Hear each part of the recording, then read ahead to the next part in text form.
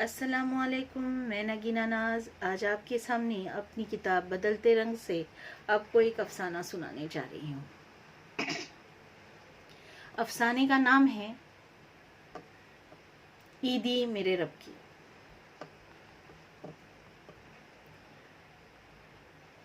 رمضان کا آخری عشرہ آ گیا تھا اور عید کی تیاری کے نام پر گھر کے خالی برتن منہ چڑھا رہے تھے۔ ثنا نے دکھ سے اپنے اجڑے گھر پر نظر ڈالی۔ اس کی آنکھیں ڈبڈبانے لگی، نہ چاہتے ہوئے بھی اس کے آنسو چھلک ہی پڑے۔ اس نے بچوں سے منہ چھپا کر دوپٹے سے چہرہ اس طرح صاف کیا مانو گرمی کی وجہ سے آئے پسینے کو پوچھ رہی ہو۔ مگر اس کی بڑی بیٹی نے ماں کی اداس اور آنکھوں کی نمی کو دیکھ ہی لیا تھا۔ درد اس کی آنکھوں میں بھی ابھر آیا، پر اس نے بھی خود کو قابو میں کر ہی لیا۔ وہ تو ثنا سے بھی زیادہ صبر والی تھی۔ 12 سال کی عمر میں ہی وہ اتنی مضبوط ہو گئی تھی کہ اب وہ اپنے درد کو ایسے چھپا جاتی تھی کہ ماں بھی اس کی مسکان کے پیچھے کا راز نہیں جان پاتی۔ اس نے منی کا ہاتھ پکڑا اور اندر لے گئی۔ ثنا نے برتن سمیٹے اور واپس چوکی پر آ کر بیٹھ گئی۔ آج دوپٹہ کسی بھی طرح پورا کرنا تھا۔ دوپٹے کو موتیوں اور ریشمی دھاگوں سے کڑھائی کرتے ہوئے ثنا اپنی کڑھائی سے خود ہی خوش ہو رہی تھی۔ پورے 100 روپے ملیں گے تو کم سے کم شیر خورمے کے لیے میں کچھ سوئیاں اور کچھ میوے ہی خرید لوں گی، اس نے دل ہی دل میں سوچا۔ عید کے دن تو خالی ہانڈی نہ رہے۔ تبھی ثانیہ اپنی ماں کے پاس آ بیٹھی۔ امی، ہانڈی میں نہ سالن ہے نہ روٹی، سحری میں کیا بنے گا؟ ثنا نے فکر مندی سے خالی برتنوں پر نظر ڈالی اور محبت سے بولی، تو سو جا لاڈو، اللہ کریم ہے، وہی انتظام کرے گا۔ ثانیہ نے ایسے سر ہلایا مانو آسمان سے طبق اترے گا اور لذیذ کھانوں کی دعوت ہو جائے گی۔ وہ سونے چلی گئی۔ ثنا نے دوپٹے کا آخری ٹاکا لگایا، اس کی نفاست سے تہہ بنائی اور پولیتھین بیگ میں رکھ کر گھر کے باہر نکل آئی۔ دوپٹہ کڑھائی کرنے کے لیے پڑوس والی بھابھی نے دیا تھا۔ وہ تیزی سے پڑوسن کے گھر میں داخل ہوئی۔ اسے آتا دیکھ بھابھی بڑبڑائی، ارے ثنا، کتنی دیر کر دی، کل سے جلدی آیا کر۔ جی بھابھی، ثنا نے دھیمی آواز میں جواب دیا۔ وہ آج آپ کا دوپٹہ مکمل کر دیا ہے، بس اسی میں دیری ہو گئی۔ اتنا کہہ کر دوپٹہ پڑوسن کے ہاتھ میں تھما کر ثنا سیدھے کچن کی طرف بڑھی۔ بیسن میں برتنوں کا ڈھیر پڑا تھا۔ اس نے جلدی جلدی برتن دھونا شروع کر دیے۔ جب بچے سو جاتے وہ رات کو آ کر ان کے برتن دھوتی تاکہ دال روٹی کا انتظام ہو سکے۔ مختار کے جانے کے بعد کئی مہینے تو بچی کچی پونجی سے کام چلتا رہا۔ لگتا تھا اب لوٹ کے آئیں گے تو حالات صحیح ہو جائیں گے، مگر جیسے جیسے وقت گزرتا رہا گھر کی حالت اور بھی خستہ ہوتی گئی۔ پہلے زیور، ٹی وی، پھر اے سی، فریج، پھر قیمتی برتنوں سے گھر خالی ہونے لگا۔ بچوں کو چھوڑ کر نوکری کرنا مشکل تھا۔ بس 10 کلاس پڑھی ثنا کو اور آتا بھی کیا تھا۔ کھانے کے لالے پڑے تو بچوں کی بھوک برداشت نہ کر سکی۔ ایسے میں پڑوسن کی نوکرانی کام چھوڑ کر چلی گئی۔ باتوں باتوں میں پڑوسن نے پریشانی کا ذکر کیا تو ثنا نے روحانسی آواز میں اس سے گزارش کی، بھابھی، اگر آپ مناسب سمجھے تو یہ کام میں کر دیا کروں، آپ کا کام ہو جائے گا اور میرے لیے تھوڑا سا سہارا۔ پہلے تو وہ منع کر گئی، ارے اچھا نہیں لگے گا کہ تم برتن پوچھا کرو، پر ثنا کی خستہ حالی سے وہ بھی واقف تھی سو حامی بھر لی۔ اس طرح ثنا بچوں سے نظر بچا کر یہاں کا کام کر جاتی۔ مختار ایک اچھی فرم میں ملازم تھے۔ گھر میں آرام و سکون، ثانیہ کو پلکوں پر رکھتے۔ ان کی لاڈلی بیٹی تھی وہ، منہ سے نکلا نہیں کہ ہر چیز حاضر ہو جاتی۔ لاڈ اور دلار، ثنا بھی اپنے شوہر کی قابلیت پر ناز کرتی۔ پیاری بٹیا دونوں کی آنکھوں کا سکون تھی۔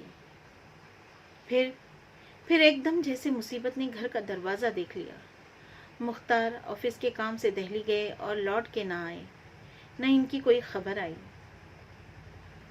आसमान खा गया या ज़मीन निगल गई, सारा दिल्ली छान मरा, पर सब बेकार। कितनी ही सुबह आई और चांदनी गुजर गई, मगर मुख्तार न लौटे।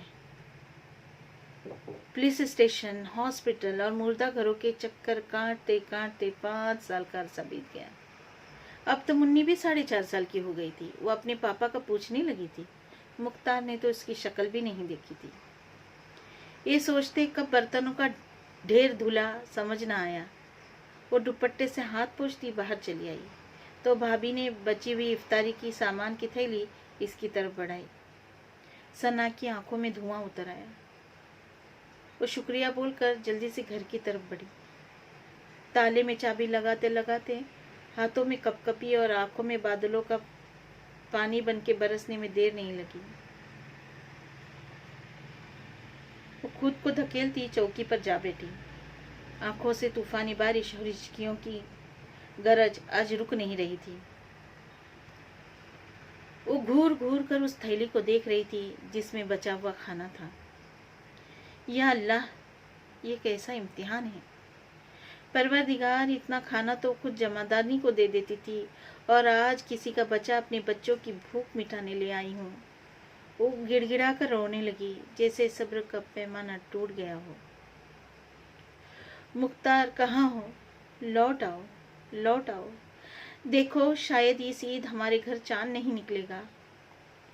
तुम्हारे बच्चों के तन पर नए कपड़े नहीं होंगे।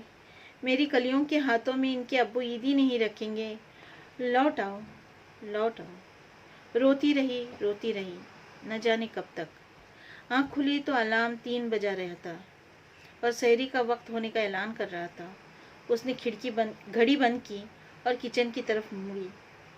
बच्चा खाना गर्म करने रखकर बच्चों को जगाने लगी। सहरी करके नमाज पढ़ी। बच्चों को स्कूल भेजकर पुराने कपड़ों की अलमारी से कपड़े छांटने लगी। अच्छे कपड़ों को संभाल के रखना आदत थी उसकी। पुराने कपड़ों से कुछ कपड़े मिले जो सानिया के थे मगर अच्छी हालत में थे। ये पुराने अच्छे वक्त की याद थे।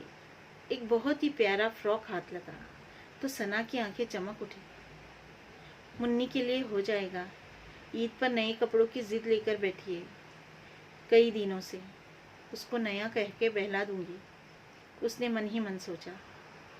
इतने में पड़ोस वाली भाभी और साथ साथ 2 और पड़ोसन घर में दाखिल हुई। अरे सना, क्या कर रही हो? कुछ नहीं भाभी, बस अलमारी साफ कर रही हूँ, उसने मुस्कुराते हुए जवाब दिया और फ्रॉक को अपने घुटनों के नीचे छुपा दिया कि कोई पुराना फ्रॉक है जान न ले।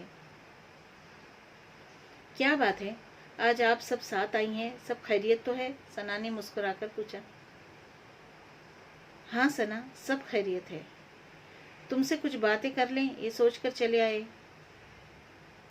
बात दरअसल ये है कि मुख्तार के जाने के बाद हम सभी तुम्हारे हालात से वाकिफ हैं और तुम जो थोड़ी मजदूरी करती हो इससे तुम्हारे घर का गुजारा जैसे होता है इससे भी हम नावाकिफ नहीं। इसलिए हम चाहते हैं तुम अब से ज़कात लेना शुरू कर दो। तुम भी हकदार हो, ज़रूरतमंद हो, कब तक बच्चों को इस तरह संभालोगी? देखो कितने कमज़ोर हो गए हैं। तुम्हारी हालत भी अब पहली सी नहीं रही। अगर तुम्हारा कोई रिश्तेदार तुम्हारी जिम्मेदारी उठाता तो बात भी और थी। वो तो शुक्र है अपना घर है, वरना दर दर भटकना पड़ता। अपने बच्चों के मुस्तकबिल के लिए तुमको एक कदम उठाना पड़ेगा। दूसरे खवातीन भी इसके हाँ में हाँ मिलाई। सना बुत बनी बैठी रही। सफ़ेद पड़े जिस्म पर मानो काटो तो खून नहीं। उन्होंने कुछ लिफाफे इसके हथेली पर रखे और सलाम करके चली गई। या अल्लाह, या अल्लाह, ये कैसा कहर ढा दिया तूने। सना सजदे में गिर पड़ी। मेरी इबादत में क्या कमी रह गई थी? ऐ मेरे रब्बे, ऐ मेरे रब, ज़कात के पैसों और तोहफों के पॉकेट्स बना बना कर पहले रोज़े में ही ज़रूरतमंदों तक पहुंचाती थी और आज ये लिफाफे मेरी हथेली जला रहे हैं। ऐ अल्लाह, सना रोने लगी। सजदे में सर पटक डाला। या रब्बुल आलमीन, मेरी पुकार सुन ले, मेरा उजड़ा घर फिर हरा भरा कर दे। ऐ अल्लाह, इस ईद मुझे तेरी जानिब से ईदी दे दे। परवरदिगार, और ईदी में मुझे मेरा मुख्तार लौटा दे जैसे पहले था। या रब, आज तेरी ये बंदी तुझसे ईदी मांग रही है और मुझे उम्मीद है मेरा रब अपने दर से मुझे खाली हाथ नहीं लौटाएगा। सना ने तड़प तड़प कर बारगाह खुदाबंदी में गुहार लगाई। आंसुओं से जाए नमाज तर कर दी, आंचल भिगो दिया। सुबह ईद थी। शीर खुरमे की तैयारी करके वो बिस्तर पर चली आई। सानिया मेहंदी से मुन्नी के हाथों में नक्शो निगारी कर रही थी। तभी मुन्नी ने सवाल कर दिया, अम्मी, मेरे लिए नए कपड़े लाई हैं ना? जी बेटा, सना ने जवाब दिया। सानिया ने हैरानगी से अपनी अम्मी की जानिब देखा। वो जानती थी ज़कात के पैसे अम्मी ने लिफाफे से खोलकर देखे भी नहीं। फिर नए कपड़े? उसने सवालिया नजरों से सना की तरफ देखा। सना ने गर्दन हिलाकर चुप रहने का इशारा किया। मेहंदी लगाकर सानिया भी अपनी अम्मी के पास आ बैठी। मुन्नी सो गई थी। अम्मी, मुन्नी के कपड़े? सानिया ने सवाल किया। सना ने फ्रॉक निकालकर सानिया के सामने रख दिया। सानिया ने फ्रॉक हाथों में लेकर देखा। अम्मी, ये तो मेरा है, पर मुन्नी के लिए नया है। माँ का जवाब सुनकर सानिया खामोश हो गई। सानिया ने जाए नमाज उठाई और सजदे में गिर पड़ी। अम्मी को देख सानिया भी नमाज के लिए खड़ी हो गई। आज इसकी दुआओं में भी खाना या जन्नत, रुपया पैसा नहीं था। वो भी अपनी दुआओं में रब्बे कौनैन से अपने वालिद को वापस मांग रही थी। दोनों के हाथ एक साथ उठे, आंसू दोनों की आंखों से बहने लगे। शायद अर्श इलाही भी कांप गया होगा, शायद फरिश्तों ने भी आमीन कहा होगा, बिजली ने कड़क कर और बादल ने गरज कर दुआएं मांगी होंगी। सुबह हो गई थी। नमाज से फारूक होकर वो शीर खुरमा बनाने लगी। सानिया ने मुन्नी को नहलाकर कपड़े पहनाए। नया फ्रॉक पाकर वो, अम्मी, क्या ये फ्रॉक अब्बू ने भेजा है? उसने प्यार से पूछा। सना ने हाँ में गर्दन हिला दी, पर गला भराया। ईद उल फित्र की नमाज पढ़कर सभी लोग ईद मिलने एक दूसरे के घर आने जाने लगे। सना ने खाली हांडी पर नजर डाली। मुन्नी ने पूछा था, आज हमारे यहाँ भी गोश्त बनेगा ना अम्मी? उसने आसमान की तरफ नजर दौड़ाई, जैसे ख्वान बस अभी उतरने ही वाला हो। तभी मोटर का हॉर्न सुनाई दिया और किसी ने दरवाज़ा खटखटाया। दरवाजे की तरफ बढ़ी और धीरे से दरवाज़ा खुला। या मेरे मौला, सामने ही मुख्तार खड़े थे, ढेर सारे सामान के साथ, चेहरे पर मुस्कुराहट। सना खड़ी की खड़ी रह गई। अपनी आंखों पर यकीन नहीं आ रहा था। मुख्तार ने बढ़कर उसे सीने से लगा लिया। बच्चों को आवाज़ें दी, उन्हें अपने होने का यकीन दिलाया कि कैसे गलत इल्ज़ाम लगाकर इसे टेररिस्ट समझा गया था और ऐसी कैद में रखा गया जहाँ से किसी से मिलने और बात करने की इजाज़त न मिली। जमीयतुल उलमाए हिंद की कोशिशों से इसी और इस जैसे कई लोगों को आज़ादी मिली और आज वो अपने घर अपने बच्चों के साथ था। खुशी की लहर सारे घर में फैल गई, मगर सना अब भी मुजस्समा बनी खड़ी थी। मुख्तार ने इसे प्यार से थपथपाया और कुर्सी पर बिठा दिया। ये तो रब्बुल आलमीन का करम था। ये उन दुआओं का असर था जब दोनों माँ बेटी ने ईदी में रब से उसे मांगा था। जब मांगने वाले ने अपने रब से ईदी मांगी थी, तो भला रब्बे कुद्दूस के दरबार से कोई खाली हाथ कैसे आ सकता है? वो आंसू आएगा कैसे जा सकते हैं? और ईदी वो भी रब से मांगी गई थी। रहमतुल आलमीन ने करम की बारिश कर दी थी, तो सुजदे शुक्र बजा लाने में देरी कैसी? सब सजदे में झुक गए। अल्हम्दुलिल्लाह।